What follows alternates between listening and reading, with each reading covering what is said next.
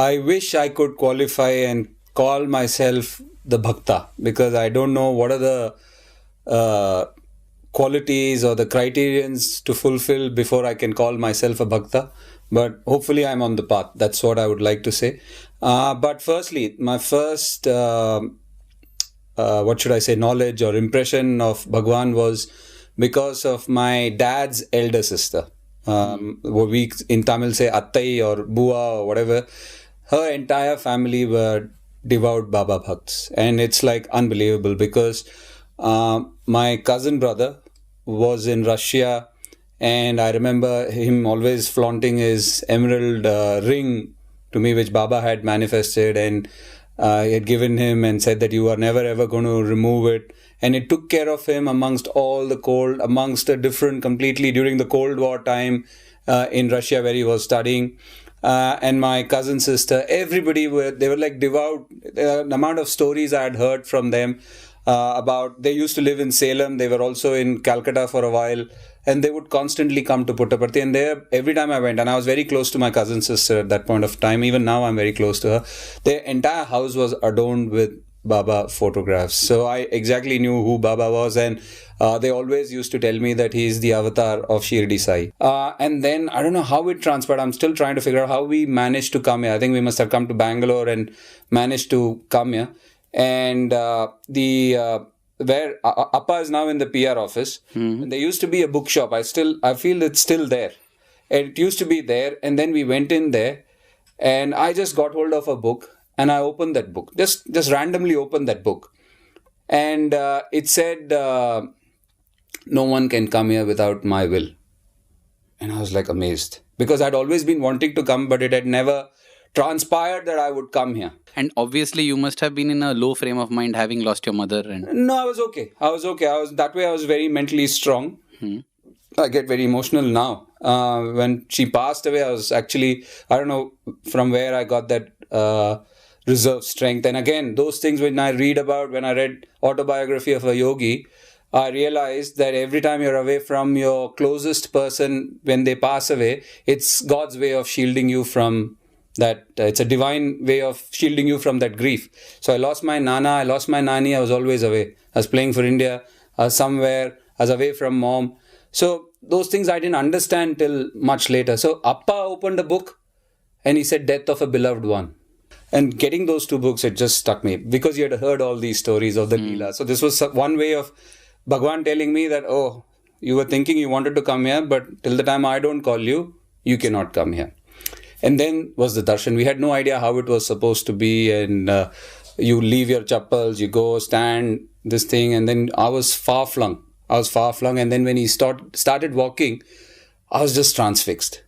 Completely transfixed. And every time he's walked, I always got this feeling that he was gliding. He was not walking.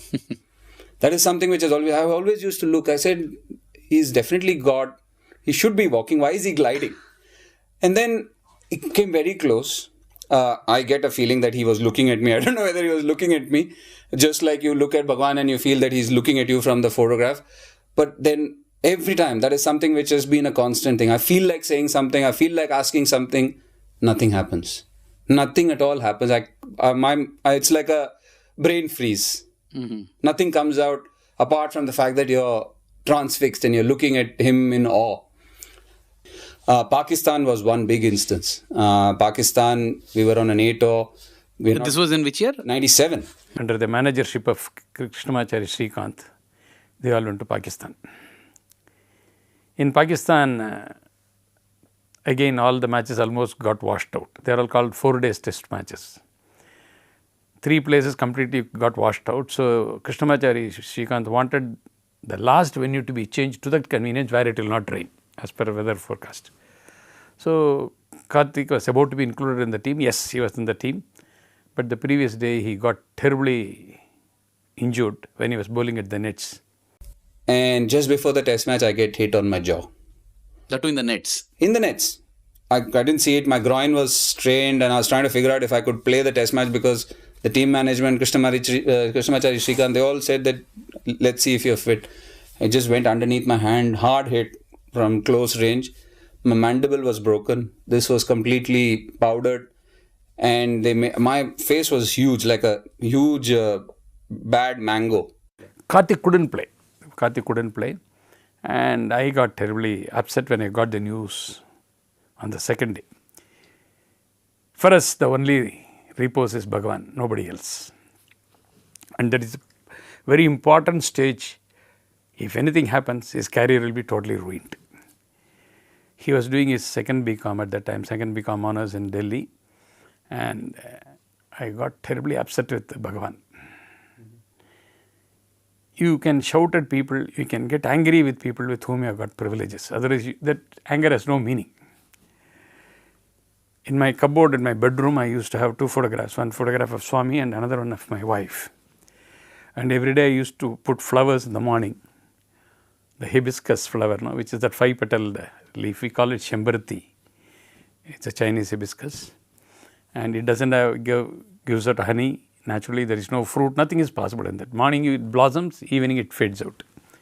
So I used to keep it in the Swami's portrait and onto my wife's portrait on behalf of my sons. So, evening I used to pray to Swami and then go to bed. That evening when I got that news before going to bed, I looked at both of them and really I showed my anger on them.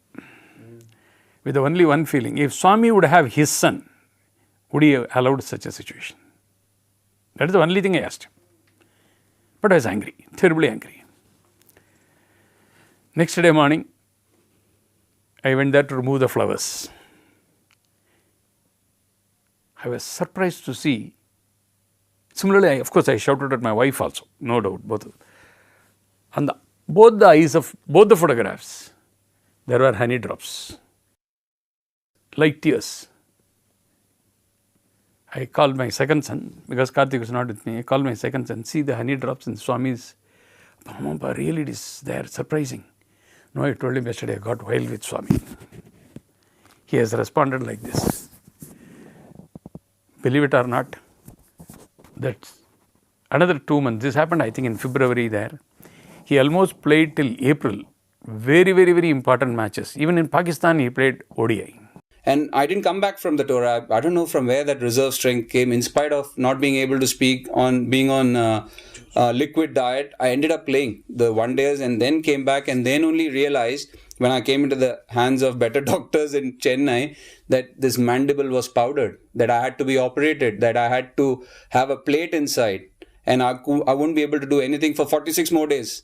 And then in between what happened was that one of the sutures broke when I was all alone at home. And there's nobody. I can't open my mouth. Blood is filling in. Oh God.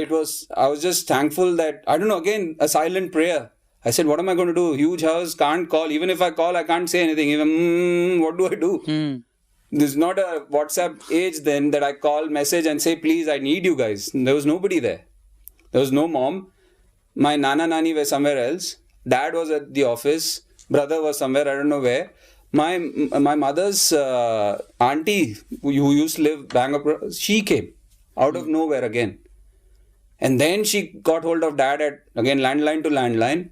By the time Appa came, which was another 1 hour, 15 minutes, my mouth was like literally the clot and everything, something oozing out. And I can't because it's wired up.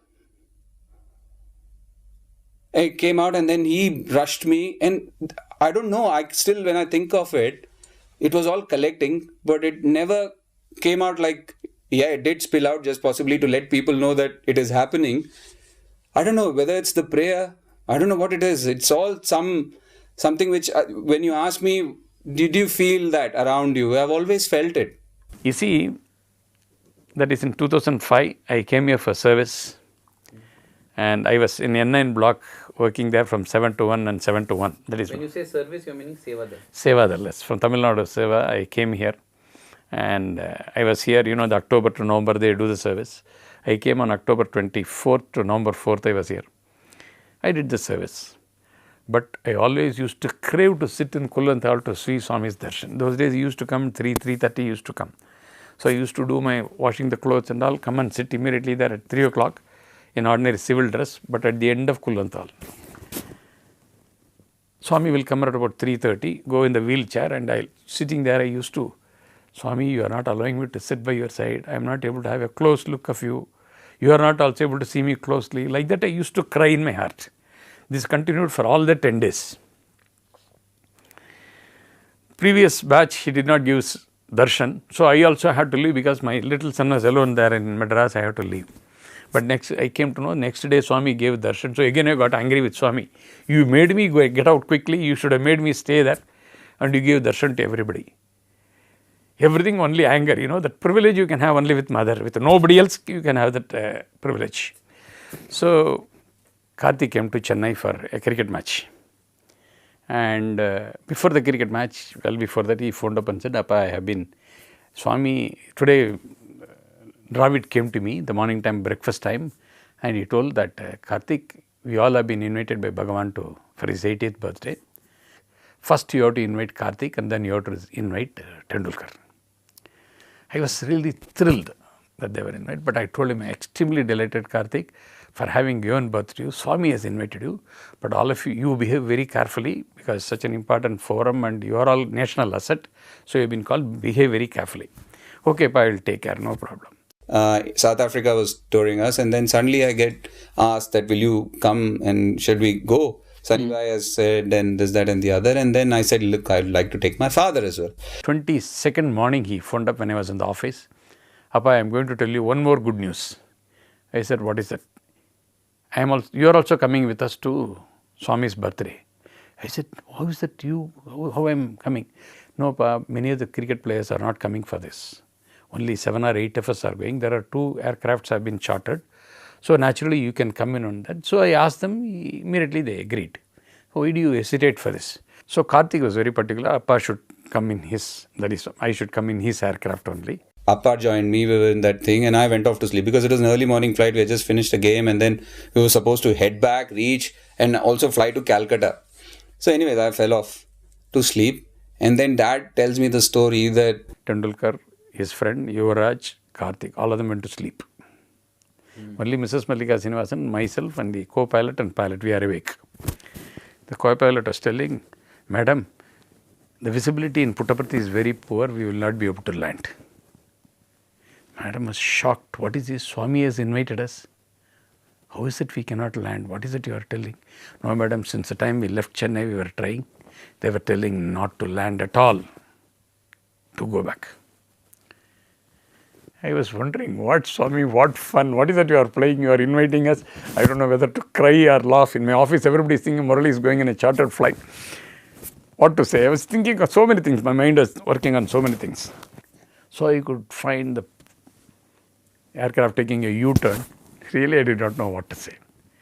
Believe it or not, within the next about, say, less than half a minute to 1 minute, I could see a huge well of Hillview Stadium and people sitting, as much as about 5 to 6 lakhs people sitting there, which I could not see few seconds before. Next minute, the aircraft plunged vertically down and all the players got up, even including me, my intestines came to the mouth.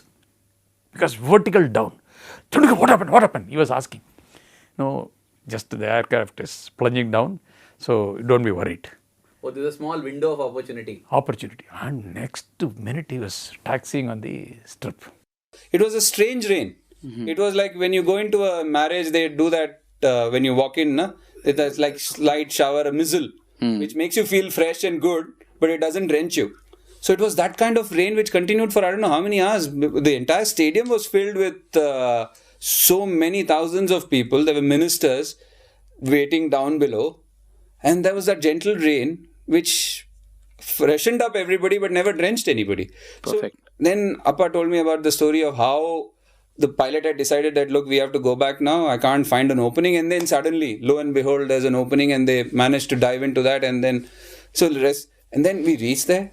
And then I'm the first person, I'm so close to Bhagwan and get the first laddu. It was strange.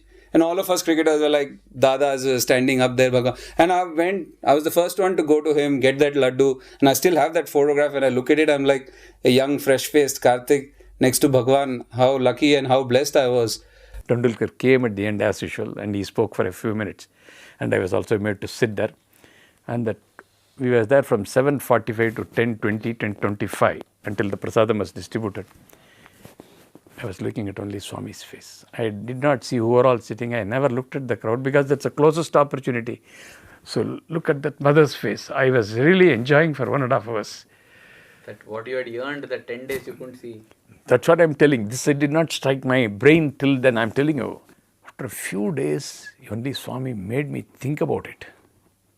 I just prayed to you, Swami, I should be closely sitting by your side and watching you. And you have made me come all the way and on the 80th birthday, which is supposed to be the best day for any man in life, you are the divine God. On your birthday, you made me sit by your side just at about 3 feet distance. And I could enjoy your Rupam and I had Darshanam. On an occasion as grand as the 80th birthday, Next to come on stage next to him, get prasadam from him. First laddu. It's as if the crowning glory.